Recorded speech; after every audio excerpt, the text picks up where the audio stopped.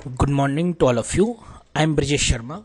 In today's lecture, we will discuss about the interprocessor arbitration, that is parallel arbitration. In last class हमने discuss किया था serial arbitration को या डिजी chain arbitration को.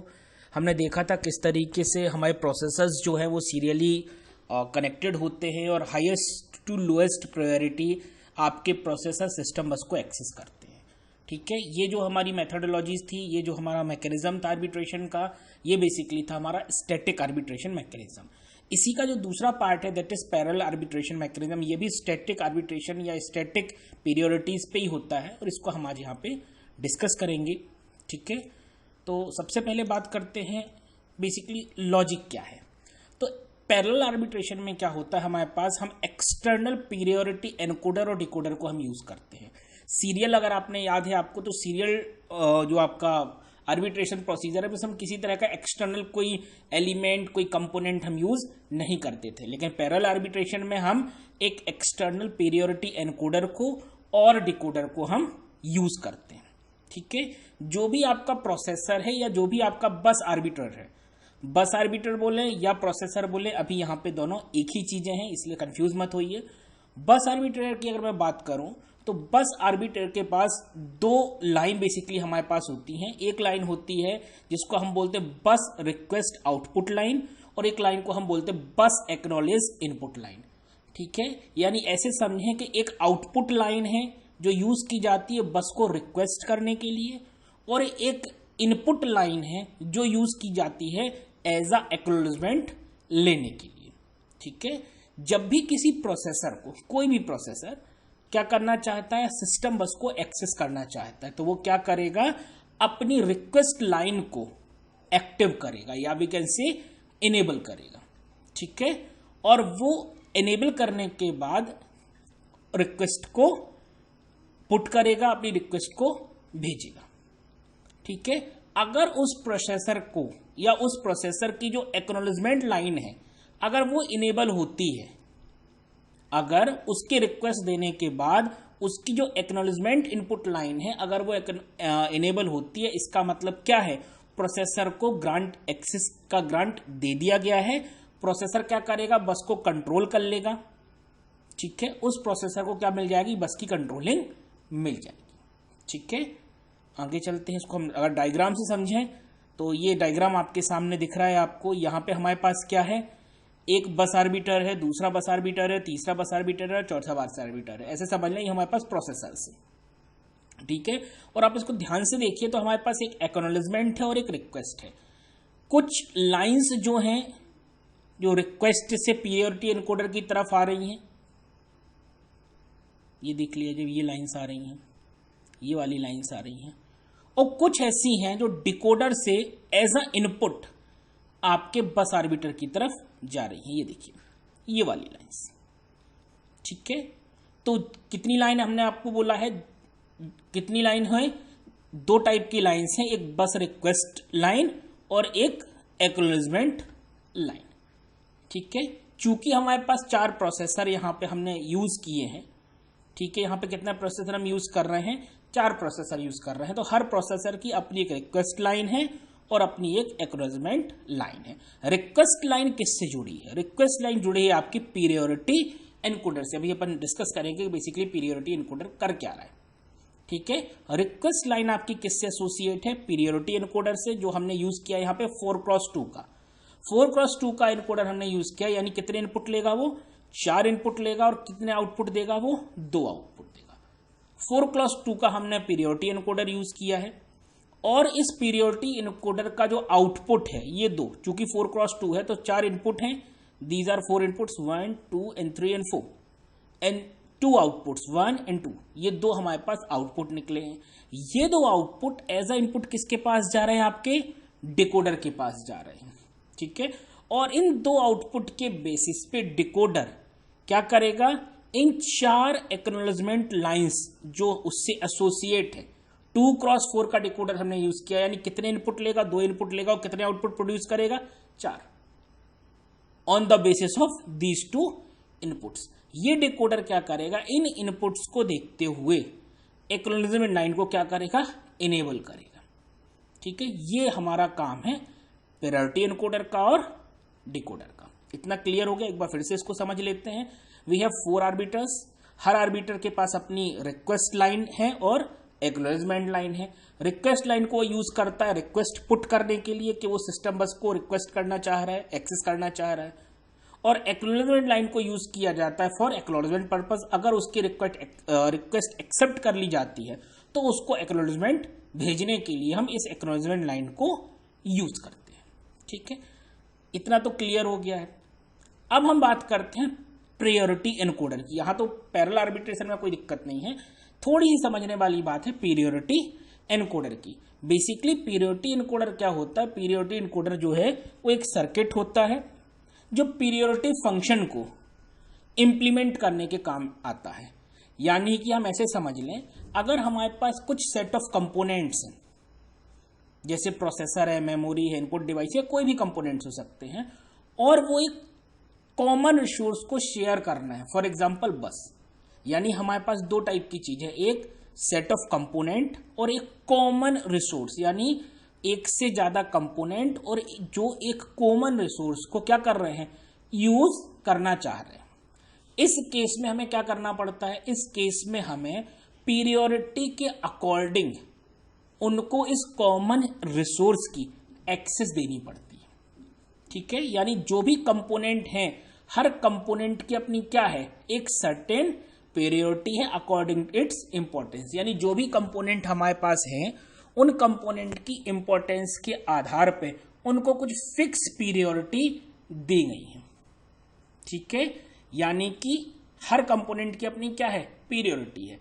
और जब ये एक जैसे और ये बहुत सारे कंपोनेंट जब एक कॉमन रिसोर्स को यूज करना चाहते हैं या कॉमन रिसोर्स को यूज करने की रिक्वेस्ट को पुट करते हैं, तो जिसकी हाईएस्ट प्रायोरिटी होती है उसको हम क्या करते हैं, ग्रांट को दे देते हैं।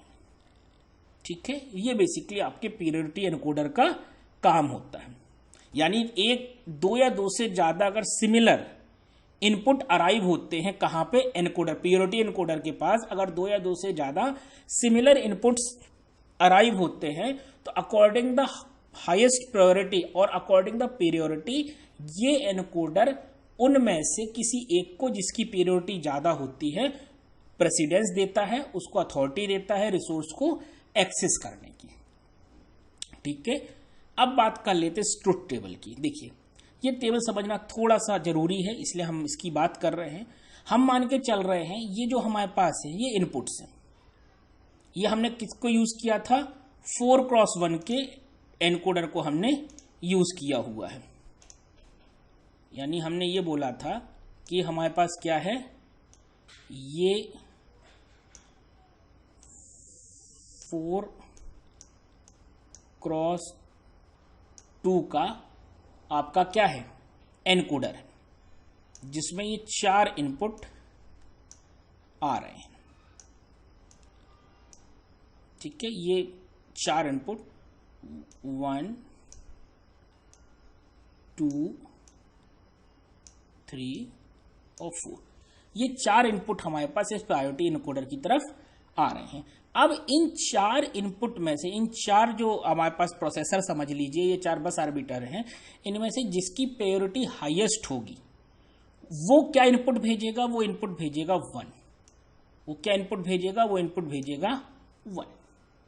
ठीक, यानी जिसका इनपुट 1 है, ठीक है, जिसकी प्रायोरिटी क्या है, हाईएस्ट है। हम मान के चल रहे हैं कि ये जो सिग्नल है, ये जो प्रोसेसर है, मान लीजिए फर्स्ट है, सेकंड है, थर्ड है, फोर्थ, इनको अगर हम नंबरिंग कर दें, तो ये जो प्रोसेसर है, इस प्रोसेसर की प्रायोरिटी क्या है, हाईएस्ट है।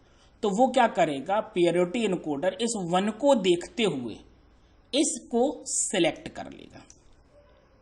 ठीक, अब जो रिमेनिंग है, ये जो एक्सेस है, ये जो क्रॉसेस है, ये जो क्रॉस है, एक्स नहीं, दीज आर द क्रॉस, इनको हम जनरली बोलते हैं डोंट केयर। ये क्या है, डोंट केयर।